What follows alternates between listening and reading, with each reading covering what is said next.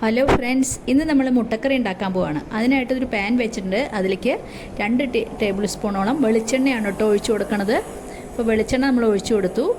ഇനി നമ്മളതിലേക്ക് 1 സ്പൂൺ കടുക് ചേർത്ത് കൊടുത്തു. പിന്നെ 1 ഇഞ്ച് നീളത്തിലുള്ള ഇഞ്ചി ചെറുതായി അരിഞ്ഞതും 2 പച്ചമുളകും കൂടി ചേർത്ത് കൊടുത്തു.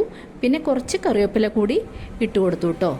അതിന് ശേഷം നമുക്ക് ഒന്ന് ഇളക്കി കൊടുക്കാം. അപ്പോൾ ഇഞ്ചി പച്ചമുളകൊക്കെ മൂത്തപ്പോൾ നമ്മൾ അതിലേക്ക് ചേർത്ത് കൊടുത്തത് 2 വലിയ സവോള നീളത്തിലരിഞ്ഞതാണ്. അത് ഇനി സവോള നല്ലോണം വാടുന്ന വരെ നമുക്ക് നന്നായിട്ടൊന്ന് ഇളക്കി കൊടുക്കാം. ഇപ്പോൾ നമ്മുടെ സവോള നന്നായി വാടി വന്നിട്ടുണ്ട് കേട്ടോ. ഒരുവിധം നന്നായി വാടണം. അതിന് ശേഷം നമുക്ക് തക്കാളി ചേർത്ത് കൊടുക്കാം. ഞാൻ 2 തക്കാളി നീളത്തിൽ അരിഞ്ഞ് വെച്ചിട്ടുണ്ട്. നല്ല പഴുത്ത തക്കാളിയായിരുന്നു. അത് ഒന്ന് ഇളക്കി കൊടുത്തു. അതിന് ശേഷം ഞാൻ അതിലേക്ക് 1 ടീസ്പൂൺ ഉപ്പാണ് കേട്ടോ ചേർത്ത് കൊടുത്തത്. ഈ തക്കാളി ഒന്ന് ഉടഞ്ഞ് കിട്ടാൻ വേണ്ടിയിട്ടേ. അപ്പോൾ തക്കാളിയൊക്കെ ഒരുവിധം വാടി കിട്ടിയിട്ടുണ്ട്.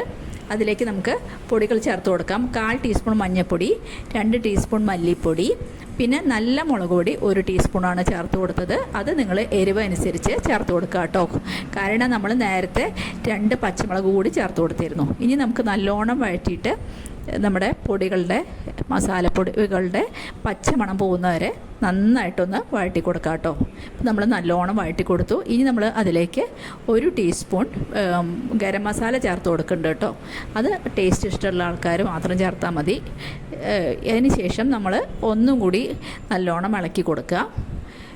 ഇനി 1/4 ടീസ്പൂൺ കുരുമുളക് പൊടി ഞാൻ ചേർത്തിട്ടുണ്ടായിരുന്നു. അത് വീഡിയോയിൽ വന്നില്ല തോന്നുന്നു.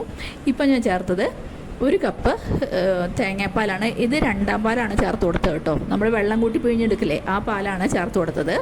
നമ്മൾ തെമ്പാൽ മാറ്റി വെച്ചിട്ടുണ്ട് കേട്ടോ. ഇനി ഒന്ന് കറി കുറുകി വരുമ്പോൾ നമുക്ക് നമ്മുടെ കട്ടിയുള്ള ഫസ്റ്റ് പാൽ ഒഴിച്ചു കൊടുക്കാം.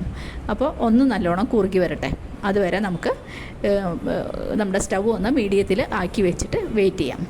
അപ്പോൾ ഞാൻ അടച്ചൊന്നും വെക്കണില്ല കേട്ടോ. ഇങ്ങനെ തന്നെ വേവിച്ച് ഉള്ളിയല്ലേ വാടി കിട്ടുകയും ചെയ്തു, തക്കാളി വെന്ത് കഴിഞ്ഞു. അപ്പോൾ അടിച്ച വെക്കേണ്ടതൊന്നും കാര്യമില്ല. ഇനി നമുക്ക് 1/2 കപ്പ് നല്ല തിക്ക് പാലില്ലേ, തെമ്പാലെന്ന് പറയും, അത് ചേർത്ത് കൊടുത്തു. ഇനി നമുക്ക് കറി ഒന്ന് കുറുകി വരുന്നവരെ നമുക്കൊന്ന് ചെറുതായിട്ട് ഇളക്കി കൊടുത്തിട്ട് നല്ലോണം കുറുകി വന്നു കഴിഞ്ഞാൽ നമുക്കതിലേക്ക് മുട്ട ചേർത്ത് കൊടുക്കാം. ഞാനിവിടെ 3 മുട്ട പുഴുങ്ങിയിട്ട് കട്ട് ചെയ്ത് വെച്ചിട്ടുണ്ട്. അതിനിടയ്ക്ക് ഞാനൊന്ന് ഗ്രേവിയുടെ ടേസ്റ്റ് നോക്കി. അപ്പോൾ ഉപ്പ് ഇത്തിരി കുറവാട്ടോ. അപ്പോൾ അതിലേക്ക് ഞാനൊരു 1/4 ടീസ്പൂൺ ഉപ്പ് ചേർത്ത് കൊടുത്തു. ഇപ്പോൾ കറി നല്ലോണം തിളച്ചു, നല്ലോണം കുറുകി വന്നിട്ടുണ്ട്. ഇനി നമുക്കതിലേക്ക് മുട്ട ചേർത്ത് കൊടുക്കാം കേട്ടോ. അപ്പോൾ മുട്ട ഞാനിങ്ങനെ നടുക കയറുകയാണ്, മുറിക്കുകയാണ് ചെയ്തത്. അപ്പോൾ എല്ലാ മുട്ടയുടെ കഷ്ണങ്ങളും നിരത്തി വെച്ചു. ഇനി ഒന്ന് നല്ലോണം തിളച്ച് കുറുകി വരണം. അപ്പോൾ ഞാൻ ഇങ്ങനെ ചട്ടവും കൊണ്ട് കുറച്ച് ഗ്രേവിയൊക്കെ അതിൻ്റെ മുകളിലേക്ക് ആക്കി. എന്താ വെച്ചാൽ മസാലയൊക്കെ ഈ കഷ്ണത്തിലൊന്ന് പിടിച്ച് കിട്ടുമല്ലോ, അതിന് വേണ്ടിയിട്ടാണ് ചെയ്തത്. ഇപ്പോൾ നല്ലോണം തിളച്ച് കുറുകി വന്നു കേട്ടോ കറി. അതിലേക്ക് നമുക്ക് കുറച്ച് ഫ്രഷ് കറിവേപ്പില ചേർത്ത് കൊടുക്കാം കേട്ടോ.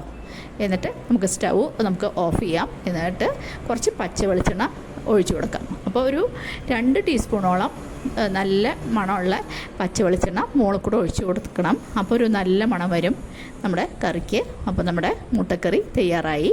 എല്ലാവരും ചെയ്ത് നോക്കി അഭിപ്രായം പറയണം. അതേപോലെ ആരെങ്കിലും എൻ്റെ ചാനൽ ആദ്യമായിട്ട് കാണുന്നുണ്ടെങ്കിൽ ഒന്ന് സബ്സ്ക്രൈബ് ചെയ്ത് സപ്പോർട്ട് ചെയ്യണം കേട്ടോ.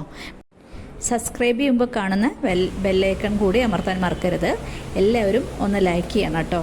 ഇനി ഒരു പുതിയ വീഡിയോ ആയിട്ട് നമുക്ക് അടുത്ത് തന്നെ കാണാം. താങ്ക്